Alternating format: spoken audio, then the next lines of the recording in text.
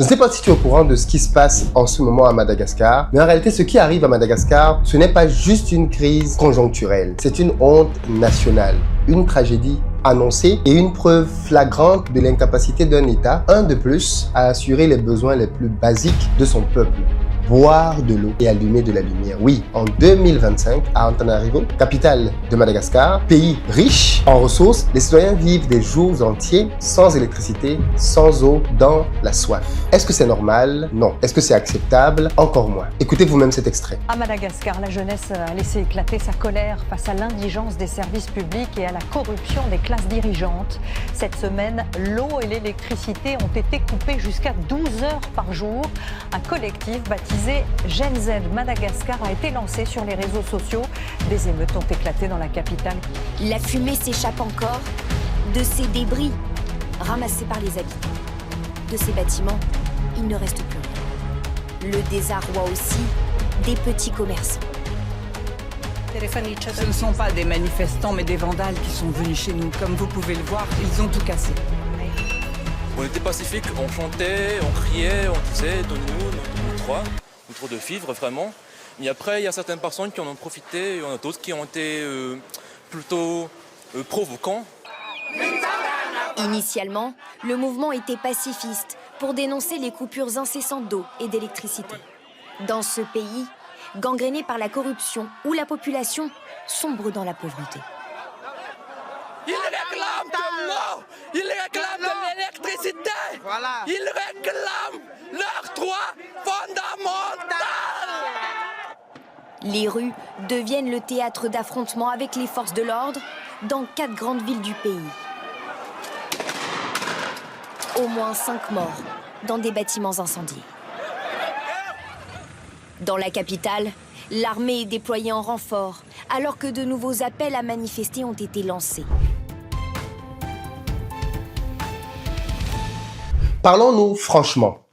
Un peuple qui n'a ni eau ni électricité, c'est un peuple qui est humilié. Imaginez vous-même la vie sans eau. On peut encore à la limite imaginer sans électricité quelques heures, mais sans eau, sans la possibilité d'aller aux toilettes. Comment on vit quand on est dans un immeuble par exemple? Ce sont des situations humiliantes. Bien évidemment, les dirigeants, eux, ont probablement de l'eau chez eux. Mais les populations sont dans des cas dans lesquels ils n'en ont pas. Pendant que certains dirigeants roulent dans des 4x4 climatisés, organisent des conférences, le malgache moyen, lui, il fait la queue pendant des heures avec des bidons dans l'espoir d'avoir quelques litres d'eau potable. Les coupures d'électricité paralysent les hôpitaux, détruisent les petits commerces, plongent les enfants dans l'impossibilité d'étudier. Combien de personnes sont mortes dans des hôpitaux parce qu'il n'y avait pas d'électricité?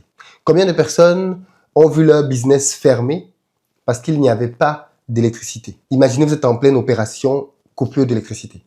Et s'il n'y a pas un groupe électrogène, qu'est-ce qui vous arrive? Beaucoup de business ne peuvent pas se développer, bien évidemment, sans Internet, et Internet est tributaire de l'électricité. Et ça, c'est la réalité avec laquelle les Malgaches vivent depuis beaucoup trop d'années. C'est vrai que c'est une île qui est un peu à l'écart du continent africain, et on a tendance à ne pas trop savoir ce qui se passe là-bas. On pense que c'est un paradis. C'est un pays qui a le potentiel d'être un paradis, effectivement. Mais la réalité des Malgaches est loin d'être enviable. Et ça ne date pas d'hier. C'est le résultat de décennies de négligence, de corruption et de promesses non tenues. Parce que oui, malheureusement, Madagascar fait partie des pays les plus corrompus du continent africain et donc du monde. Alors, face à ça, on a le peuple qui a enfin décidé de se rébeller, qui a décidé de descendre dans la rue et bien évidemment de pouvoir se faire entendre. Ce qui est intéressant dans cette descente dans la rue, c'est que ce sont les jeunes qui mènent la révolte. Il s'agit ici de la génération Z, la nouvelle génération. Vous savez, cette nouvelle génération est très différente des anciens. Cette nouvelle génération n'accepte pas, ne tolère pas, n'accepte pas de souffrir en silence. Elle va dans la rue, elle s'exprime avec force.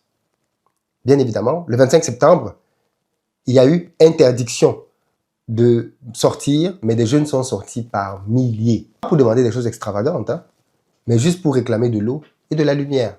On marche en 2025 pour réclamer de la lumière. Ils demandent des droits basiques. Basiques. Et quelle a été la réponse de l'État? Comme d'habitude, la répression. Gaz lacrymogène, matraque, couvre-feu. Conséquence, des morts et des blessés. On parle de plus de 20 morts et des centaines de blessés.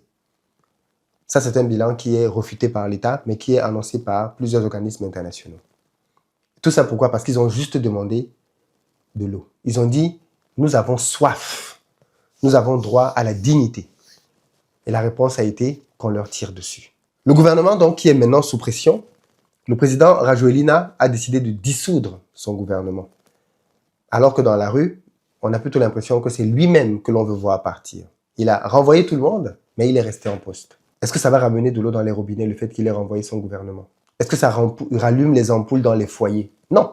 On change quelques ministres, on fait de beaux discours, on promet le dialogue national, mais ça, le peuple malgache l'a déjà entendu plusieurs fois. Ce n'est pas une question de remanier des postes.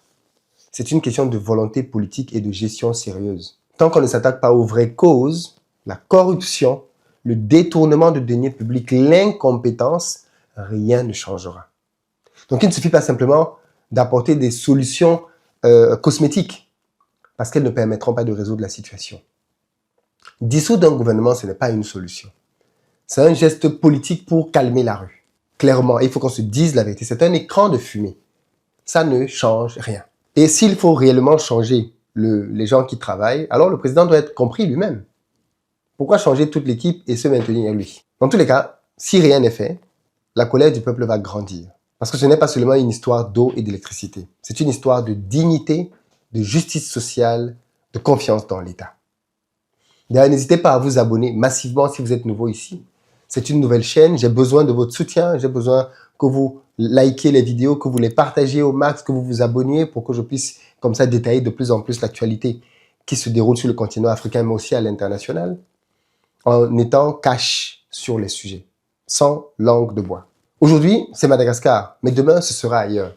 Plusieurs pays africains souffrent encore des problèmes basiques du développement. Il n'y a pas d'eau, il n'y a pas d'électricité, il n'y a pas de route. Figurez-vous qu'un continent comme le continent africain qui a plus d'1,2 milliard d'habitants, plus de la moitié n'ont pas accès à l'électricité. Plus de 600 millions d'Africains n'ont pas accès à l'électricité. Ne vous trompez pas.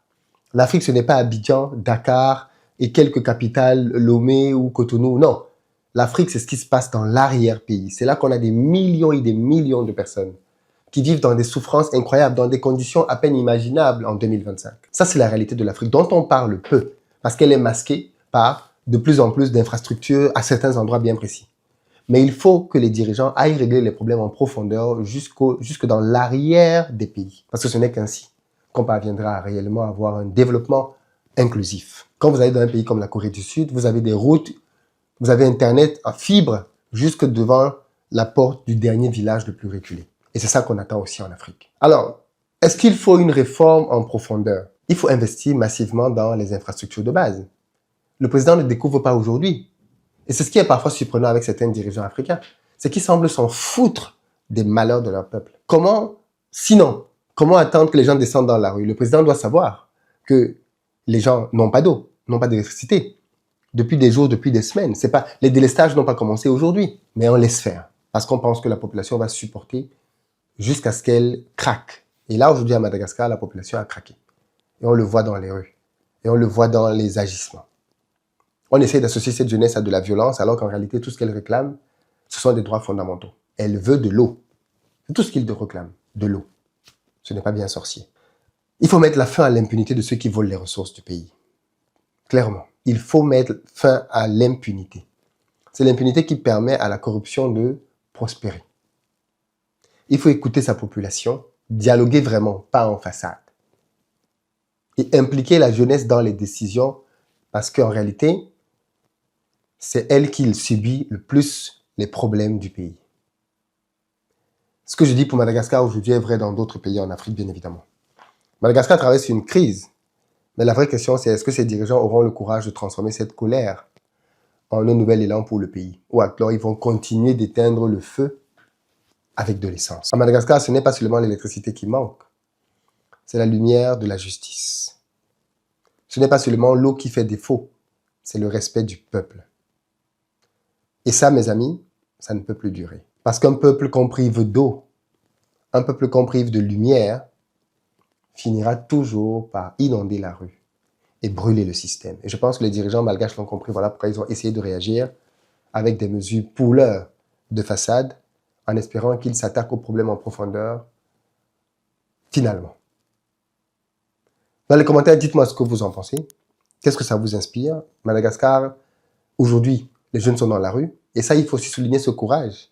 Parce que bien souvent, dans nos pays, on subit les pires injustices, mais on est encore les derniers à se révolter. On est les derniers à se rebeller. Comme si c'était normal. Non, ce n'est pas normal.